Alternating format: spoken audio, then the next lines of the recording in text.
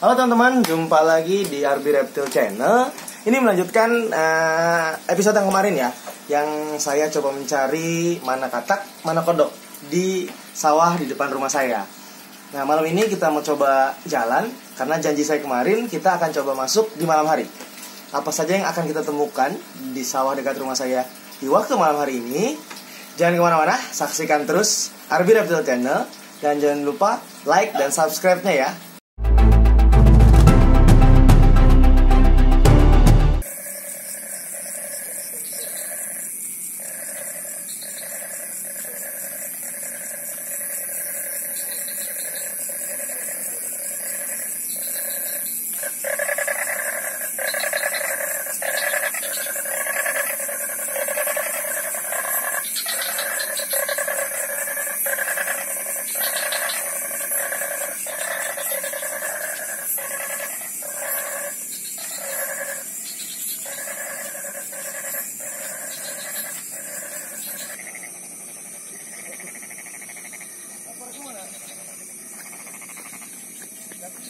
Oh teman-teman, ini sekitar masih jam 9 sore ya.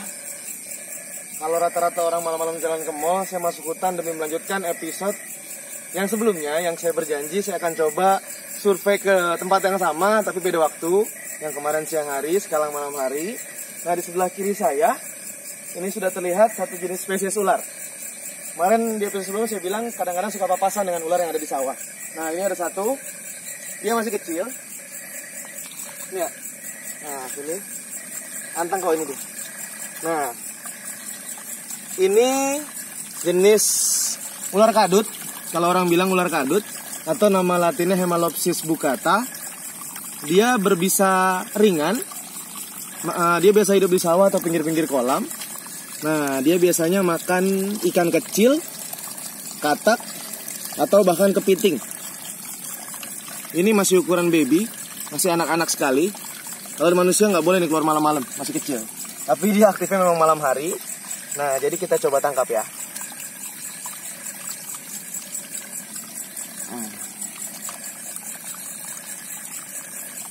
Ini jenisnya ular kadut kalau orang bilang, atau water banded ya, ular kadut belang. Nah, dia memiliki taring bisa adanya di belakang rahang di sebelah sini. Nah, kalau nama biologinya, taring bisa yang tepat berada di belakang rahang sebutannya Opisthoglypha. Nah, taring bisanya di belakang rahang di sini. Jadi kalau dia sekedar mematuk, berarti taring bisanya tidak menyentuh kulit. Tapi ketika dia mengunyah kulit makanannya, itu baru dia menyentuhkan bisa. Nah, ini Hemalopsis bucata kecil. Sangat sering dijumpai di sawah ataupun di kolam-kolam ikan. Ukurannya bisa mencapai 60-70 cm. Kita lepas lagi ya. Cukup ya. Nah, sini aja. Dia harus deras. Udah? Kita lepas.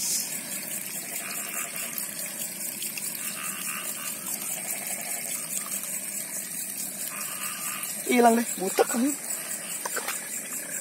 Kita lanjutkan perjalanan.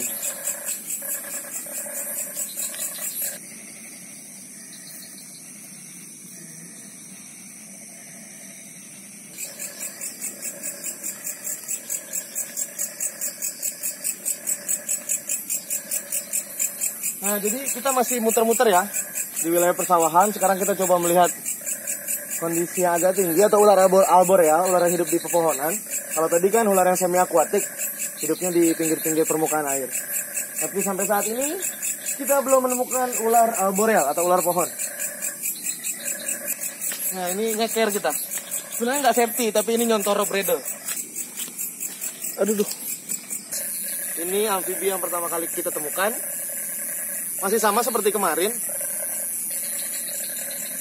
Nah, masih sama seperti kemarin. Ini Vejervaria cancrifora.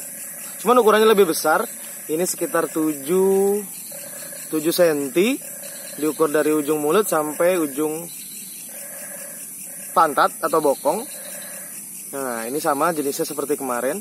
Masih Vejervaria sp dari genus Vejervaria. Cuman karena malam hari ini sangat mudah ditemukan, beda seperti kemarin ya.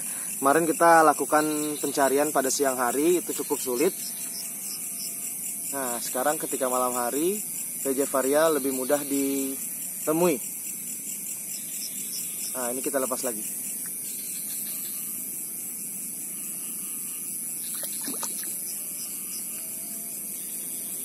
Oke, masih lanjut ya. Dari perjalanan tadi, perjalanan pertama kita nemuin 2 spesies.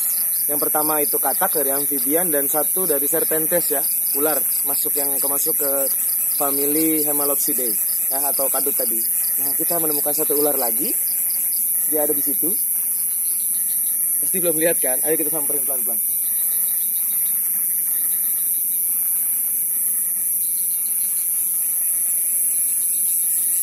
Sini.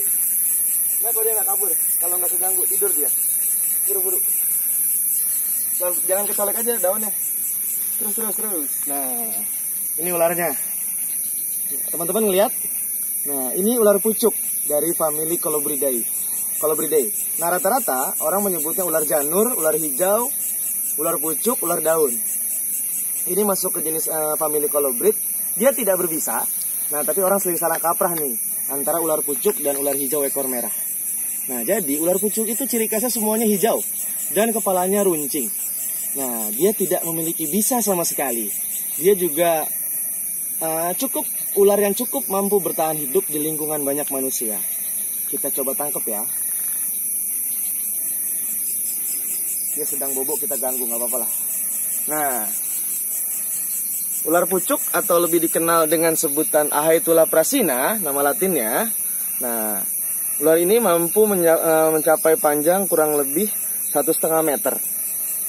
Ya, ini Ahaetulla prasina, ular pucuk atau ular daun atau ular janur. Sebagian orang Sunda juga bilang ular gadung. Nah, dia tidak memiliki bisa. Aktif di siang hari atau diurnal, kemudian mencari makanan di atas pohon, atau lebih sering menghabiskan hidupnya di atas pohon. Disebut arboreal. Nah, ini ular pucuk, si kepala runcing. Nah, dia ciri khasnya adalah selalu menjulurkan lidahnya di luar. Ular yang cantik. Nah, ular ini juga sangat digemari di luar negeri untuk menjadi hewan peliharaan. Meskipun di Indonesia kadang-kadang ular ini dianggap sepele, padahal dia begitu indah. Jaga mereka terus agar tetap lestari ya. Dia cenderung pasif, bahkan sama sekali tidak merasa terganggu ketika saya sentuh. Saya tangkap malah, saya bangunin dari tidurnya. Nah, lanjut bobo lagi ya. Udah cukup? Kita lepas. Oh iya, tunggu, satu lagi. Ular yang pertama tadi dan ular ini berkembang biak dengan cara ovovivipar, bertelur melahirkan.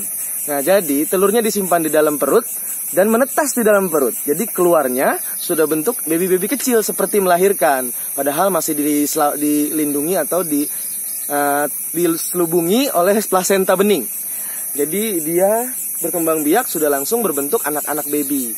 Jadi seperti melahirkan lah ya, padahal tidak. Jadi disebutnya ovoviviparus atau bertelur melahirkan. Kita lepas lagi.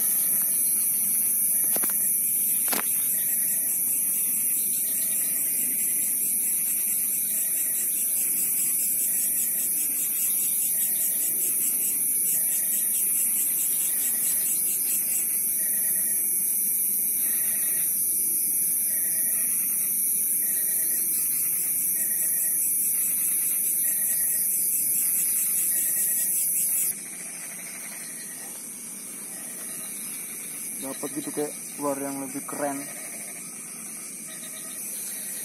Sudah kita berkeliling cukup jauh, kita hanya menemukan 3 spesies dan kodok buduk masih sangat langka. Mudah-mudahan kodok buduk nanti nggak masuk dalam status endanger ya spesies, karena saya dari tadi muter-muter nggak nemuin si kodok buduk atau Buffonidae. Kalau suara banyak, cuman ketika dideketin dia hilang. Jadi judulnya Kejar Daku Kau Kutangkap, tapi nggak ketemu juga. Kita masih coba nyari, mau di pinggir sungai kecil ini, galengan kalau orang Betawi bilang. Kemudian di tanah yang baru ditanami bibit kangkung sepertinya juga nggak ada. Ya teman-teman, ternyata bufo nggak langka-langka amat. Di jalan pulang, kita papasan sama 2 ekor bufo yang tengah bercumbu mesra, tengah pacaran. Nah, kita lompat dulu. Karena bufo tidak terlalu agresif, jadi kita bisa dekati. Nah, ini 2 spesies Bufonidae jantan.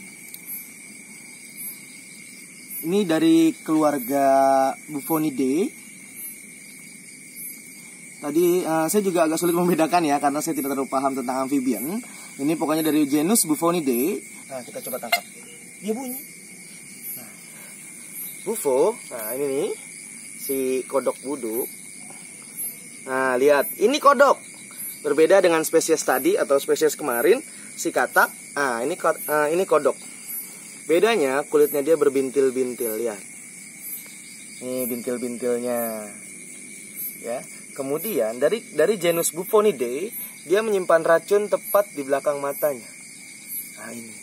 Yang ada tonjolan ini berarti berapa jumlah racun yang tengah dia bawa kemana-mana.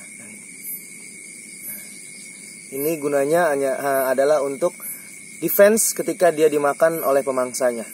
Untuk bertahan ya. Nah, jadi racun ini akan bekerja. Nah, yang satu lagi. Mana satu lagi? Nah, ini satu lagi. Dia bunyi. Nah, ini. Dia bunyi. Ketika saya colek atasnya dia bunyi. Dipikir ada pasangannya. Yang temennya nyautin di sana. Nah, ini kita tangkap satunya lagi. Sama-sama bunyi dia. Nah, ini kita coba membuktikan kalau dia merasa ya, dia. Nah, nih. Yang ini tidak terlalu banyak racunnya, tapi yang ini cukup banyak. Lihat. Dia membawa racun yang cukup banyak di belakang mata ini. Ini sebutannya nuchal gland atau gland racun, kantung racun. Nah, ini digunakan untuk bertahan hidup si nuchal gland ini. Nah, dia merasa karena ada apalagi ketika kita tumpuk, dia akan bunyi. Nah, ini salah satu kekuasaan Tuhan sebenarnya. Ketika dia numpuk, dia akan terus bunyi. Nah, dia kencing tuh. Nah, ada mitos yang berkembang bahwa kencingnya berbahaya apabila kena mata. Sebenarnya enggak, itu hanya mitos. Jadi kalau dikencingin katak, cukup cuci saja dengan air mengalir. Nah, kencing katak sendiri sebenarnya berbahaya untuk kataknya. Jadi ketika dia terkena kencingnya sendiri, matanya nanti bisa buta. Mata si katak ya. Kalau manusia cukup cuci dengan air. Nah, yang berbahaya dari katak sebenarnya adalah ini, nuchal gland. Dari kodok. Ya. Maaf, ini kodok. Bukan katak. Nah, telur kodok berbeda dengan telur katak. Di episode sebelumnya kemarin, telur katak saya bilang satu gumpalan besar berjumlah beberapa telur di dalamnya. Tapi kalau telur kodok, dia seperti rantai. Jadi ketika kalian menemukan telur, bingung telur katak atau kodok di pinggir kolam, ketika kalian angkat panjang seperti rantai, itu berarti telur kodok, bukan telur katak. Kita lepas ya, karena mereka tengah saling bernyanyi, toot song. kita lepas lagi ya. Nah, ini. Oke, teman-teman semua, karena waktu sudah penghujung malam. Di sini ada satu spesies yang tidurnya tepat waktu. Ketika matahari terbenam, dia pasti langsung tidur. Ini dari jenis Agamidae. Masih sama seperti kemarin, si invasi, Calotes versicolor. Nih, dia ada di sini. Lagi bobo. Nah, kelihatan kan? Nah, Calotes versicolor yang kali ini cukup besar. Mungkin sudah masuk ke ukuran dewasa ya. Nah, dia ini, sudah besar dia kabur. Nah, jadi karena kadal sudah pada tidur, kita sudahi program kunjungan malam di tempat yang sama, sawah dekat rumah saya. Kita pulang, kita bersih-bersih kaki, kemudian kita tidur. Tapi jangan lupa, sebelum kalian tidur, subscribe dan like RB Reptile Channel. Dan jangan pernah bosan, kalian juga boleh mengajukan topik atau mengajukan tema, judul apa yang harus saya bahas. Nanti kita akan kupas tuntas bareng-bareng, karena RB Reptile Channel terima kritik dan saran. Oke, assalamualaikum warahmatullahi wabarakatuh.